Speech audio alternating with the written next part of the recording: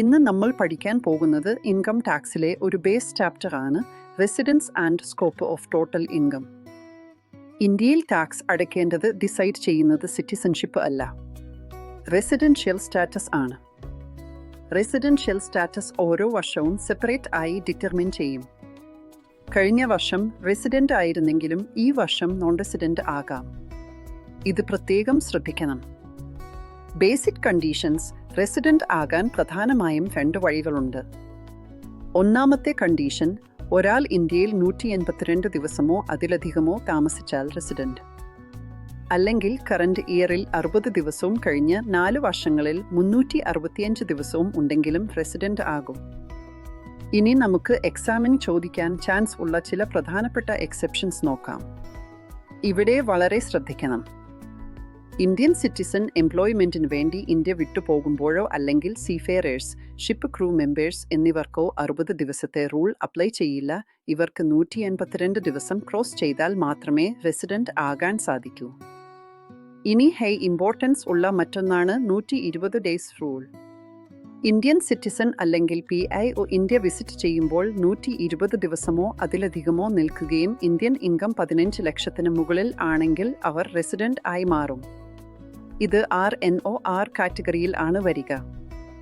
അടുത്തത് വളരെ ഇമ്പോർട്ടൻ്റ് ആയ ഡീംഡ് റെസിഡന്റ് റൂൾ ആണ്. ഇന്ത്യൻ സിറ്റിസൺ ആയിരിക്കുകയും ഇന്ത്യൻ വരുമാനം 15 ലക്ഷത്തിന് മുകളിൽ ആയിരിക്കുകയും വേറെ ഒരു കൺട്രിയിലും ടാക്സ് അടക്കാൻ ബാധ്യസ്ഥനല്ലെങ്കിൽ അവരെ ഇന്ത്യയിൽ ഡീംഡ് റെസിഡന്റ് ആയി കണക്കാക്കും.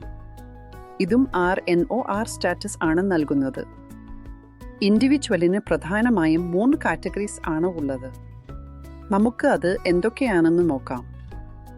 റെസിഡന്റ് ആയാൽ അടുത്ത് ചെക്ക് ചെയ്യേണ്ടത് അവർ ROR ആണോ RNOR ആണോ എന്നാണ്. ROR ആകാൻ കഴിഞ്ഞ 7 വർഷങ്ങളിൽ 730 ദിവസം ഇന്ത്യയിൽ താമസിച്ചിരിക്കണം. കൂടാതെ കഴിഞ്ഞ 10 വർഷങ്ങളിൽ 2 വർഷമെങ്കിലും റെസിഡന്റ് ആയിരിക്കണം. ഇത് സാറ്റിസ്ഫൈ ചെയ്താൽ ROR, ഇല്ലെങ്കിൽ RNOR.